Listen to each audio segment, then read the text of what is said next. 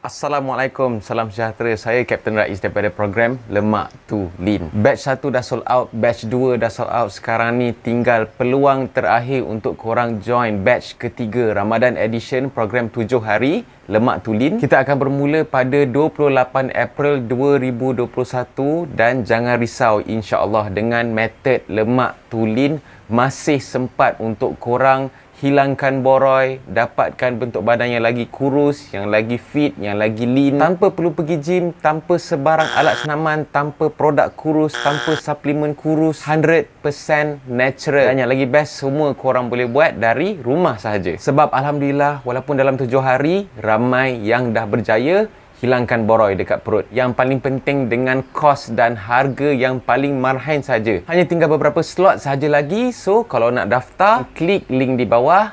Jangan terlepas, siapa cepat, dia dapat. Jadi, korang bolehlah daftar untuk program Lemak Tu Lean Ramadan Edition untuk dapatkan badan raya. Wakanda forever.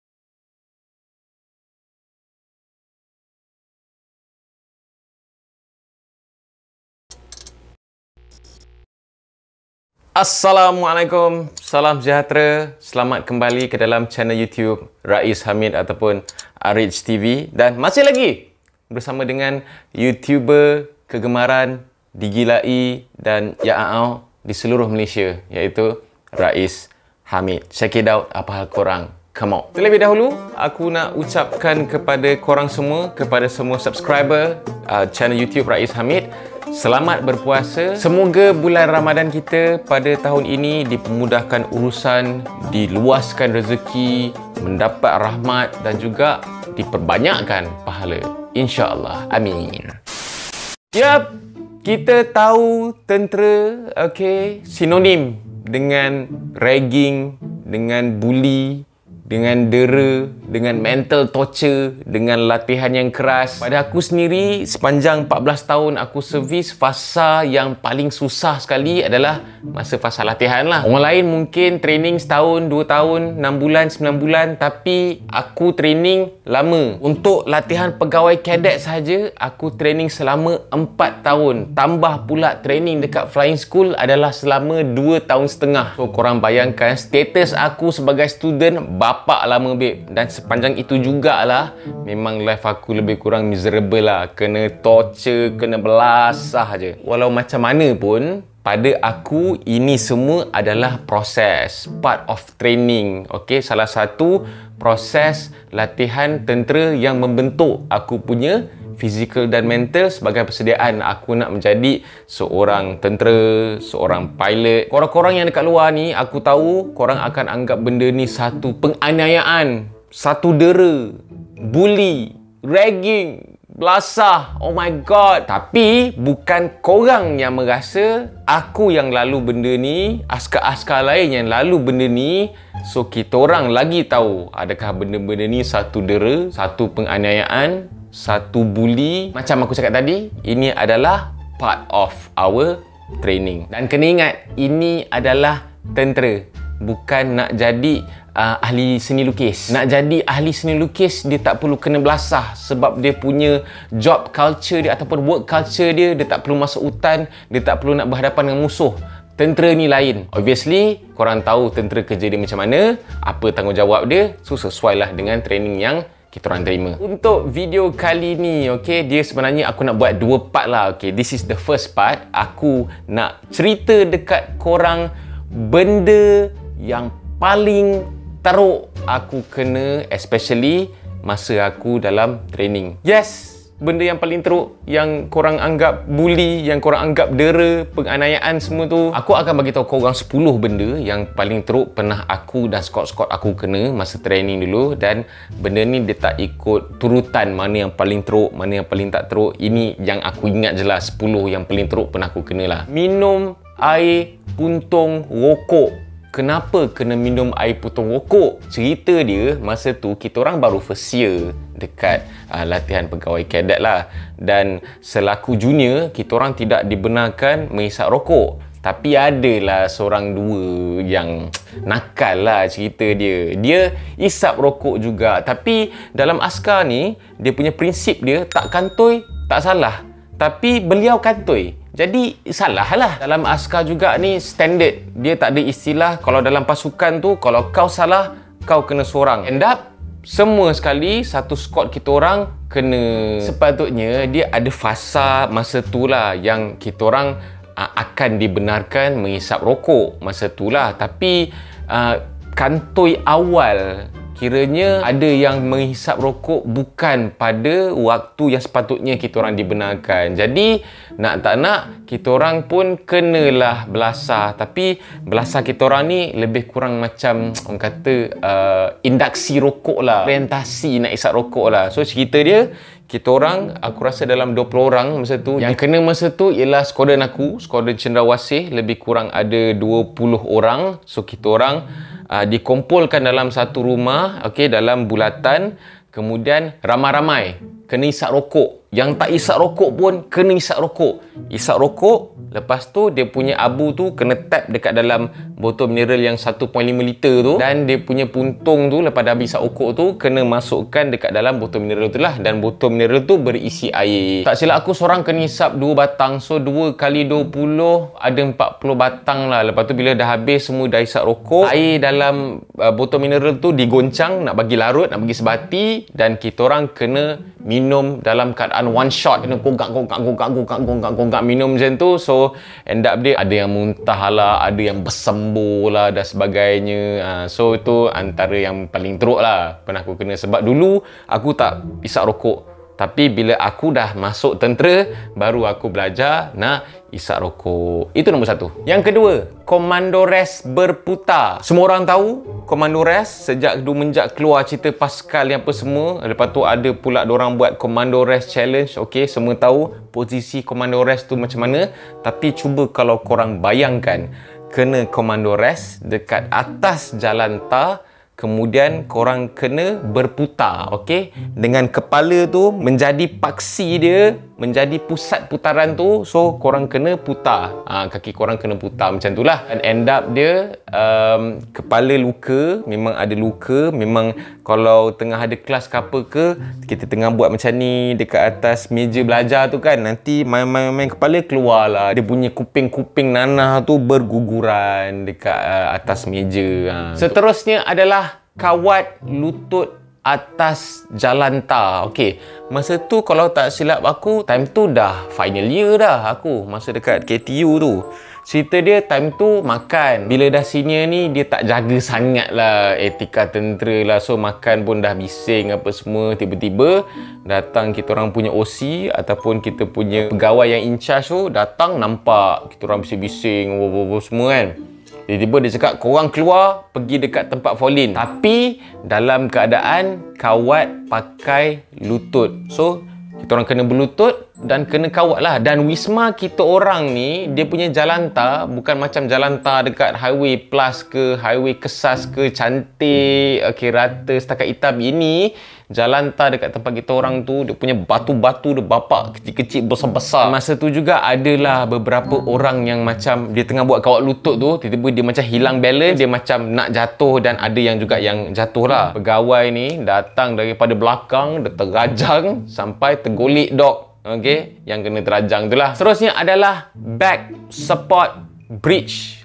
Sebenarnya itu bukan nama dia pun. Aku pun dah lupa nama dia. Tapi kalau nak diingat balik dia punya posisi dan sebagainya tu, bolehlah aku bagi dia nama back support bridge. Benda ni biasanya kita orang buat masa sesi kena hell tu. Contohnya macam kena buat push up, kena buat ni, kena buat tu, dan lalas sekali untuk nak bagi release kita orang, kena buat benda ni lah. Dan benda ni sangat menguji kerjasama dalam kita orang punya squad tu. Apa yang kita orang kena buat? Kita orang kena baris, okey, baris bertiga-tiga macam biasa. Kemudian semua kena buat back support, dan kemudian orang yang hujung sekali kena merangkak, kena crawl dekat bawah tu, okey. Dan diingatkan juga benda ni berlaku dekat atas jalan tar macam biasa. So kena crawl sampai dekat hujung. So kalau kau nak benda tu cepat, kau nak benda tu nampak cantik, yang tengah back support tu dia tak boleh jatuhkan badan dia. Dia kena stay lah.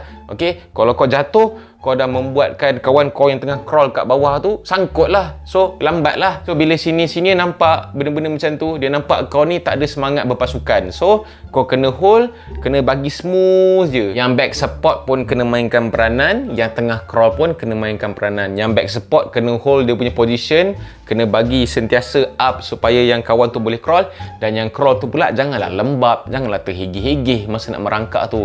Kenalah crawl laju sikit supaya yang kawan-kawan yang tengah buat back support tu dia tak perlu nak hold lama-lama sangat. Seterusnya adalah handstand dekat belakang tangga. Benda pelik sikit tau. Cerita dia, malam tu ada standby bed, and then standby bed tu gagal, kemudian kita orang dikumpulkan oleh senior-senior. Kau tahu tak, kalau kita lalu dekat mall ke, kita lalu dekat bangunan-bangunan lah, okey, dia punya emergency exit tu yang dekat staircase tu, dekat belakang tu, bila kita turun dia akan lalu satu kawasan and then baru dia sampai ke tingkat yang seterusnya. Yang kawasan yang kecil tu kita orang kena kumpul masa tu 20 orang tu, and then semua kena buat handstand, kaki sandar ke dinding, dan tempat kita orang tu sangat sempit tau. So kalau 20 orang tu macam mana nak buat? Dan ada seorang ni kan, aku macam, ui, bila teringat tu dia macam pening-pening tu.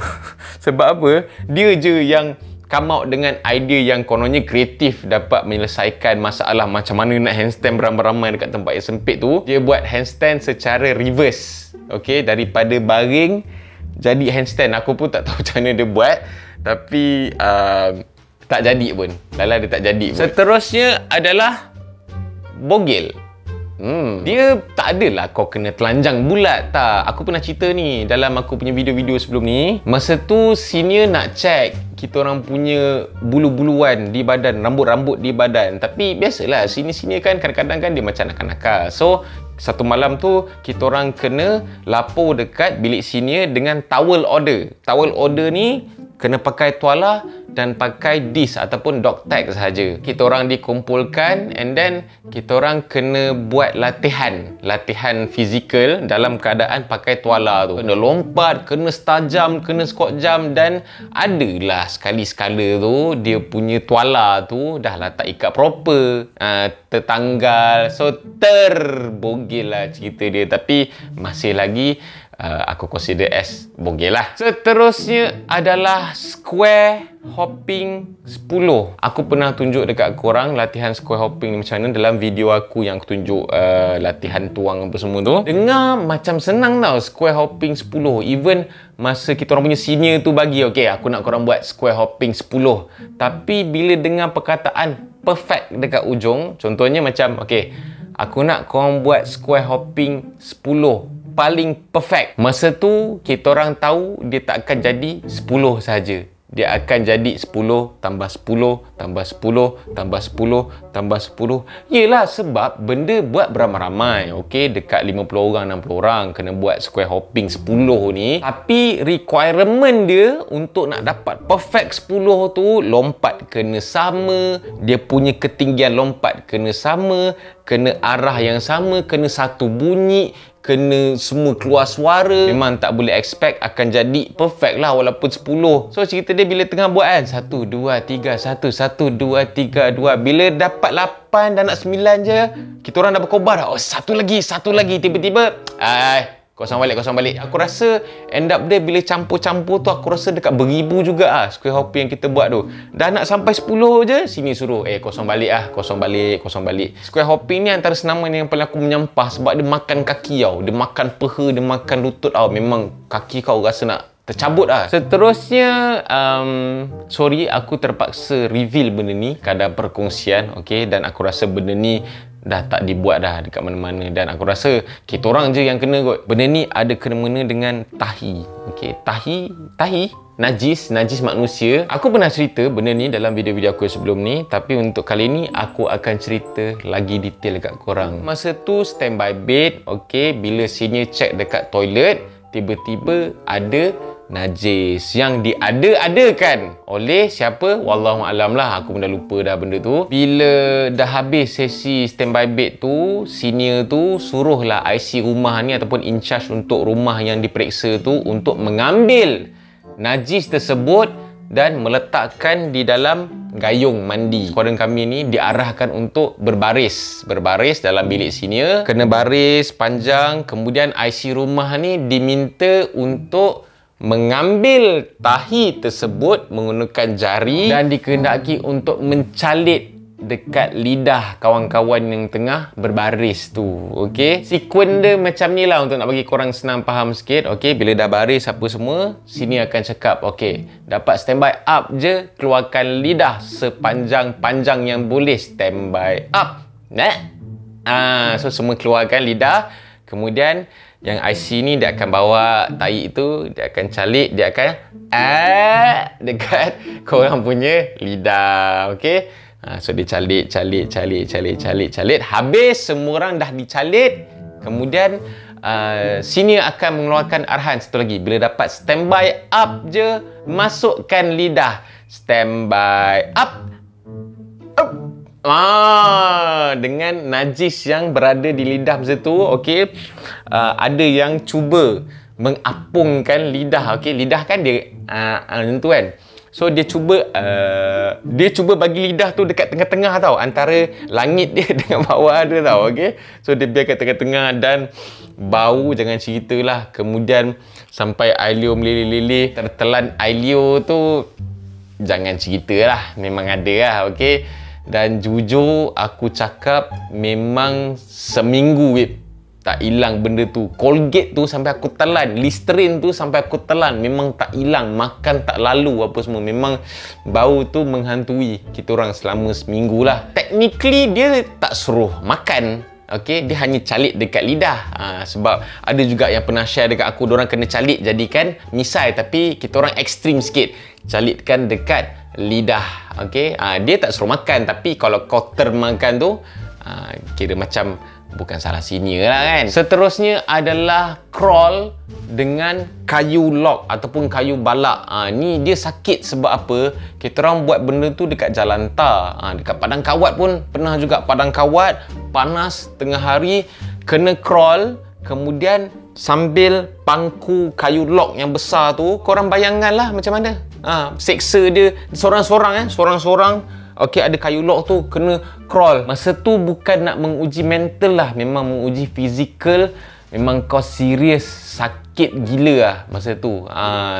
Time tu kena sebab ada yang kantoi tidur dekat dalam kelas. So bila kita orang punya lecturer ambil nama, hantar dekat pusat latihan. So pusat latihan kena menjalankan dia punya hukuman lah. Itu antara yang kita orang kena. Aku rasa aku sendiri pernah kena lah, sebab aku pernah tidur dekat dalam kelas. Kena senaman lock tu selama 3 hari. Masa tu memang aku rasa aku macam Rambo lah masa tu. Dan yang terakhir sekali adalah kita orang kena sesi hell ataupun sesi belasah ni daripada pukul 5 petang sampai subuh. Sampai dengar Allahu Akbar, Allahu Akbar. Macam, dah subuh siut. Cerita dia, masa tu aku tak sure lah salah apa. Esok tu kita orang dapat cuti raya. Okay, so kira macam malam terakhir sebelum nak cuti raya yang 3 hari tu, kena bermesra dengan jurulatih lah kan. So jurulatih nak spend time, nak borak-borak, nak bergurau-gurau, tapi gurauan cara tentera lah, macam tu lah. Daripada pukul 5 petang kita orang kena belasah, mana buka puasa, mana tarawih, mana makan, mana solat pun time tu memang dah terabur gila dah. Daripada pukul 5 petang kena belasah dekat kawasan yang dipanggil 401 lah. Siapa yang tahu tu tahulah. Selama lebih kurang 12 jam tu aku pun tak tahu dah apa yang kita orang buat. Aku pun dah tak kira dah apa yang aku buat tu perfect ke tak perfect ke.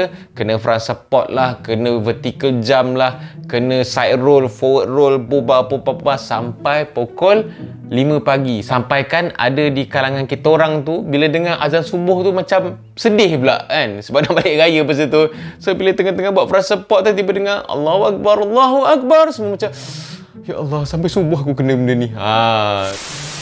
Itu saja yang aku nak share dekat korang. Okey, antara yang paling teruk pernah aku dan squad aku kena lah. Mungkin ada tentera-tentera lain yang kena lagi teruk. Ini aku yang kena paling teruk dan bukan aku nak comparekan dengan siapa-siapa lah. Aku just share pengalaman aku saja. Mungkin pada korang benda ni satu penganiayaan, bully, dera dan sebagainya, tapi pada aku dan aku yakin juga pada squad-squad aku juga, selagi benda ni tak mengancam nyawa, tak merisikokan nyawa, kita orang anggap sebagai salah satu proses latihan tentera sahaja. Sakit-sakit, mental torture, luka-luka, semua tu normal. Ingat, kau nak jadi tentera. Benda-benda yang kita orang kena ni, insya-Allah sekarang dah tak ada dah. Okey, zaman kita orang training tentera tu lebih kurang sempat lagi lah orang panggil zaman jahiliah tentera lah. Sekarang ni